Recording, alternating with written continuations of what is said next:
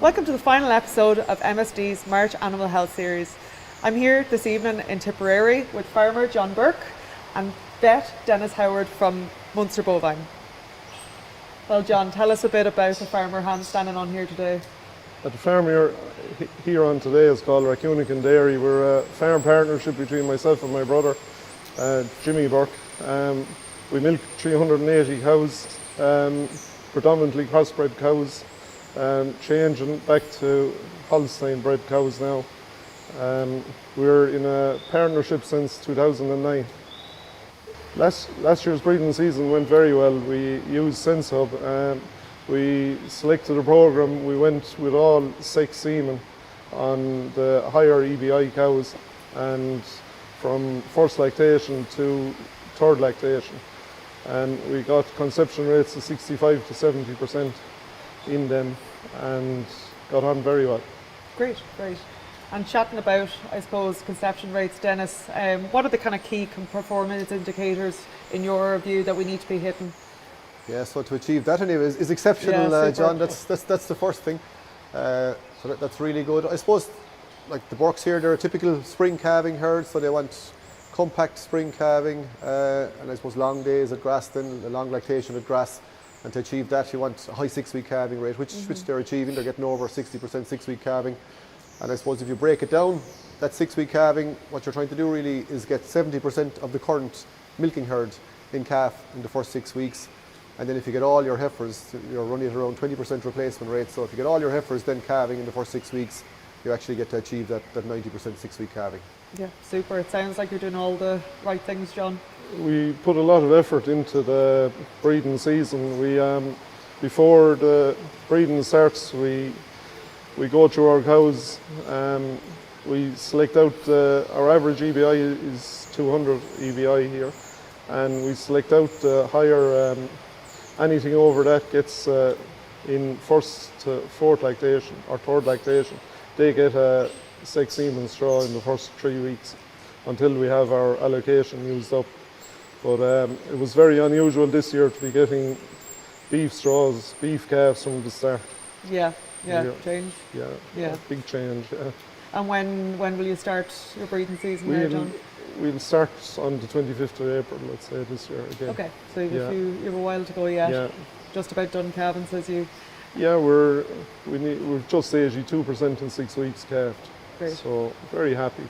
The getting to 50% of the herd is taking maybe 16 days, whereas we were hitting it in 14 days before. But that's because of the beef straws and the small leg there. Yeah. And Dennis, just on the topic of sex semen, I suppose, maybe you could talk us through, I suppose, the key considerations when going for sex semen. Yeah, I suppose the first thing with sex semen is it's a different product to conventional semen anyway. So the first thing is there's less sperm cells inside in the straw, so 15 versus 4 million. And they go through this sexing process, which is stressful on the sperm cells. So I suppose the viability is slightly lower. So if we want to achieve good results with sex semen, we need to up our game really as regards following some rules, as regards cow selection, timing, and semen handling. So I suppose the first thing is cow selection, and John touched on it there. You want to select, I suppose, healthy cows that have had no issue at calving or since calving, that are in good body condition, that are long enough calves, so 50 plus days calved, cycling regularly. So fertile, healthy cows in good body condition really. So that's the first thing is with regards cow selection. The next thing is the timing of AI. So we need to be more precise with the timing.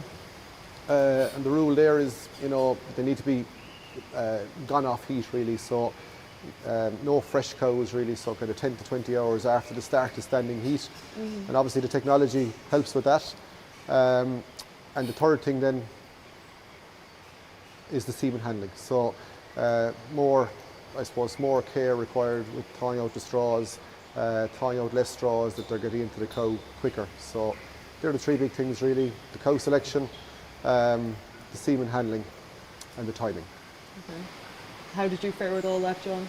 I found sex semen. I have a crush that maybe holds 5 or 6 cows, and I used to come out with maybe 4 or 5 straws with me, and I the 5 cows. But now, since 6 semen, I concentrate on only 2 straws at a time.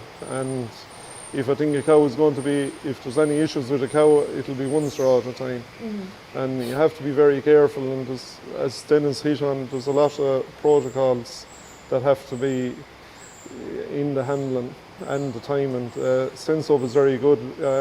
It gives me a window, and like while I might have a cow selected for 6 semen, she might get a beef straw because I've missed that window, or it's too early for that window. Yeah. Yeah. And you find Sense-Hub allows you to maybe Yes, get your window more accurate, or? Definitely. There's a second window on it that you can turn off when you're finished with your 6 straws, and that's a very good indicator when they're in heat and when the perfect timing for you. Like, and I put it down, I wouldn't have got the results only for Sense-Up. Great. Yeah. And I think a key thing as well, Eleanor, is to actually select enough cows, so to give yourself a bit of a buffer,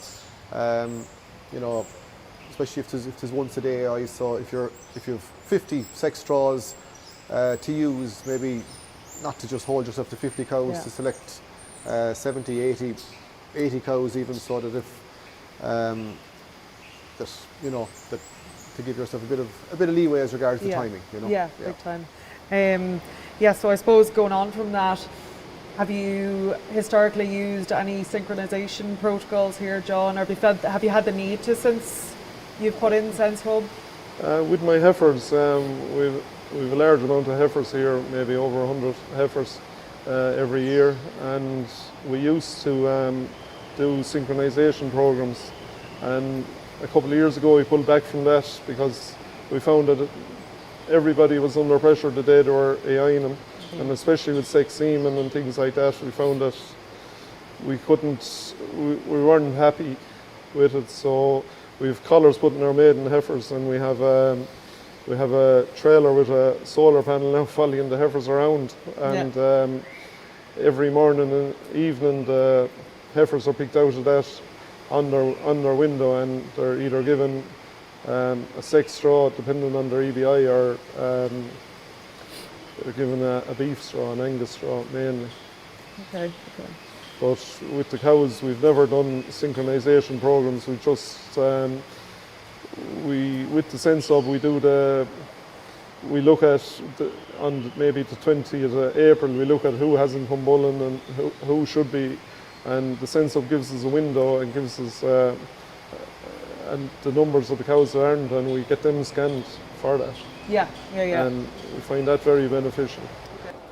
We look at all our records, and we look at we go back around the 20th of April, and our EBI here is 200 EBI. So we generally select all the cows. We put into the computer, select all the cows over 200 EBI. We look at them to see how many we have, and I'm aiming for 100 heifers here from 6 semen, and if I can, generally 160 cows will get you that, or between 160 and 170.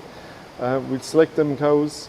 I put the cows through the crush, and I see if the cow is in good condition, is up to the score, and I have all the records checked to see is she after coming bulling, and is she calf more than the 50 days. And we put a little blue tag in the collar, the all flex collar, and we when she comes in for EI, that alerts me that she's for 6 semen. Yeah. And that's how she's selected for 6 semen. Perfect. I suppose the labour that used to be required for all of this has been somewhat reduced, hopefully anyway, hugely reduced. It starts immediately in the morning, because at 6 o'clock in the morning the batch latch goes off in the field. We don't have to be in the field for maybe 20 to 30 minutes selecting cows that are in heat that day. We arrive here at 6:30. The cows are in the milking parlour for us. anybody can start milking. The drafting gate behind us will draft them out. Like some people say their gates are 90%, we say our gate is 110% because it'll put in an extra cow instead of losing a cow. So the cow is in the crush, she's calm, we're not running around the yard after her, so she's presented lovely for when you're going to serve the cow. Yeah. You know, yeah. And you can pop into the office, you can look at SenseHub on the screen, you can plan, you can say, you know what you want for sex semen, you know what you want for beef. You go down, there's no messing down here. It speeds up your AI. We do AI twice a day, so you know exactly what's in the crush area, even if you're not there. Like, so it's a huge labour saving and takes stress out of the cows some amount. Yeah, so double us, purpose. Yeah. I suppose, Dennis, you've probably seen a big jump to technology, and what do you see benefits to it? Yeah, I'd reiterate what John is after saying. I think the big one actually is labour saving. You know, a very good person can still do a very good job heat detecting, but I think the big thing is if you combine it with drafting, is actually the labour saving, that it just keeps working regardless of what day of the week it is or what match is on or whatever. It keeps working. And then obviously as the season goes on, like heat detection is easier at the start. You know, in your herd there's going to be 20 or 30 cows a day coming on in the first 3 weeks. That should have at least anyway for the second 3 weeks. And as the season goes on, there's less and less activity, which makes heat detection, less mounting, heat detection gets harder. So I suppose, look, the technology keeps working right to the end. There's also the possibility, I suppose, of doing it out of stock bull maybe and keeping it right to the end. We have no stock bull now the last 2 years, which is a lot of phenomenal. people are moving towards that. Like, but even in the likes of calf sales, they're getting an Angus that is a polled Angus. They're getting a Hereford that's a polled Angus. They're getting an AI bred beef calf, like with the new figures for the beef men. Like, we have to, in the dairy sector, like we have to produce a good beef calf. Yes. Like, you have different size cows as well. You have I have Jersey cows, like, and we have some Holstein cows, like, and you're able to select the beef bull for them, which is as important as a sex straw. Like, it's your small cow getting your Angus, and your big cow, you know, an odd one maybe gets a Charlie, you know, and it is for the calf man. There's great excitement when there's a Belgian Blue in the pen in the morning. You know, it is I think that's a huge thing actually. Is actually the choice of bull. I hope all the Anguses are polled anyway, John. That's the first thing. But yeah, there's lots of polled Herefords there. And then on those cows, those bigger cows, like you said, you know, that you can push out the boat a little bit on calving, and maybe go even for Continentals or Belgian Blues, and increase the value of the calf crop and increase the potential profit for the next man by buying the calves, which is so important. Well, it's to make the calf very saleable, like to make for the beef industry. You know, you need a good quality beef calf. You have to. And I suppose, look, the big advantage of AI with those beef bulls is you can have your calving ease, you can have your gestation length, but also you can have a very good calf with a high beef sub-index and a good carcass value. You know, Yeah, and look, the right size calf for the right size cow is going to stop any kind of lag in your next breeding season too. So that's important. Yeah. No, you're dead right, Eleanor. That, like, you can have, even in Anguses, like, I suppose we've Anguses that are suitable for heifers, you know, and there's lots of other Anguses that we wouldn't say that are suitable for heifers. So the big thing is obviously the calving figure with lots of records behind them that we know they're easy calving. Whereas, you know, a more mature cow, a third, fourth lactation cow, you can push out the boat a little bit on calving and drive on the value of the calf a little bit without compromising on calving ease or gestation length, you know. So moving on to, I suppose, nutrition in the breeding season. Dennis, what would be your recommendations there? I think the big thing is to make sure, obviously coming up to breeding, that was covered in a previous video, that you want to have cows arriving at the breeding season in good body condition. But equally then you want to keep them fed, you know, during the breeding season. Avoid them going into any negative energy balance, especially like a very bad evening this evening. So especially when the weather changes, grass is going to get wetter, dry matter is going to drop, intakes will probably drop, utilisation will drop. So especially I suppose around those times, and a big thing is a great indicator actually is volume in the bull tank. So if volume starts dropping you're starting to worry. And the percentage protein as well in the bull tank, that's another great indicator. If that's starting to drop, you're starting to worry. So, look, try and know what grass there is going into them. You know, if you're measuring grass, how many kilos a day they're getting, and how much they should be getting, and then you're really trying to make up the difference with concentrates, you know. Yeah, surely. And especially, I suppose, something we're seeing a lot of probably as herds start to mature, maybe herds expanded and now they're starting to mature, and mature herds just produce more. You know, mature cows are more productive than the younger cows. So overall production is gone up, and a lot of those mature cows now are really pumping out milk solids. So to, you know, I suppose avoid underestimating what they should be getting anyway, to keep themselves fully fed. Yeah, takes a lot to run that kind of an engine. Yeah, it does. Yeah, exactly. Yeah. And what about, John, in terms of nutrition here during the breeding season? What do you aim for? When we're a grass-based farm, we're 100% spring calving, so we aim obviously to get as much grass into the cows as we can, but we'll balance that. We grass budget once a week here, and hopefully they talk about magic day someday in April, but with the way the weather is this time of the year, this year, hopefully we'll get some warmth and some growth for grass, but we're managing the budget, managing the eat up along. Good. I suppose going back to so our key performance indicators, Dennis, we're aiming for 90% of the first 3 weeks. Any? Yeah, so submission rate is a key one anyway, to make sure that you're actually getting the cows bred, and I suppose that's all about heat detection. And it's one thing to submit them, but you want to make sure you're actually submitting them when they're in heat. So accuracy of heat detection. So I suppose if you don't have technology, the big thing is to use you know, some kind of heat detection aids, whether it is tail paint or scratch cards, and try and get the accuracy right that you're actually putting them in when they're actually in heat. And I suppose what to do then if you're not, you know, let's say 100 cows, compact calving, you should have, you know, 4 to 5, the bones of 5 cows coming in a day.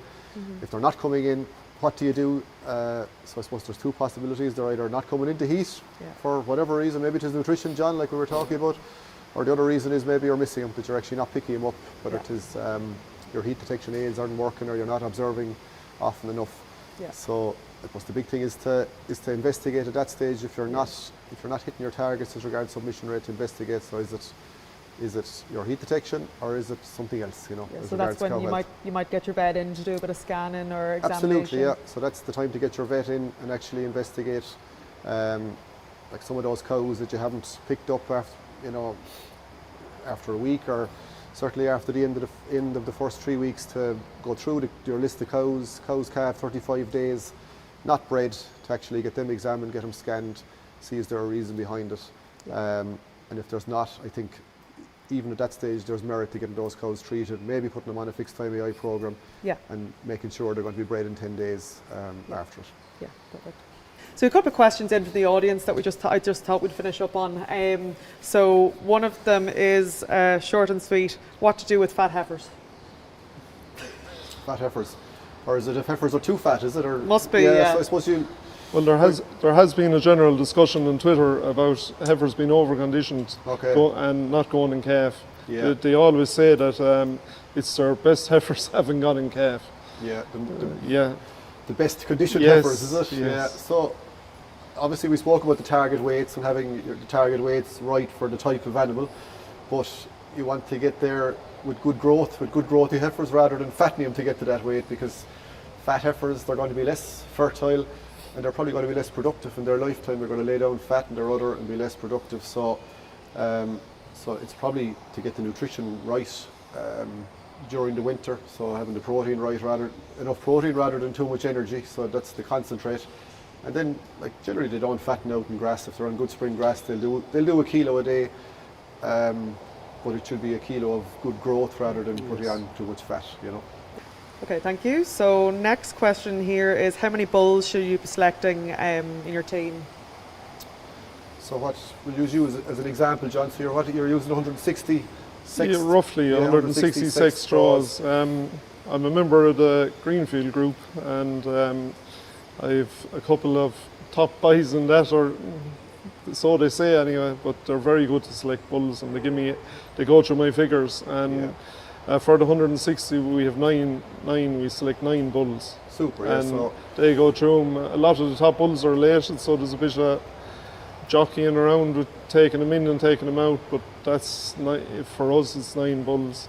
yeah, I suppose from a fertility point of view then, like the big thing with a team of bulls is all about reducing risk. So certainly some of the younger genomic bulls, you know, their proofs may drop a bit, so you don't want to overuse any one bull and have too many heifers coming out of that bull. So that's the genetic part, but probably even more important is the fertility part, that you're using enough bulls evenly, not using a pile of one bull and then spreading the risk with the rest of them.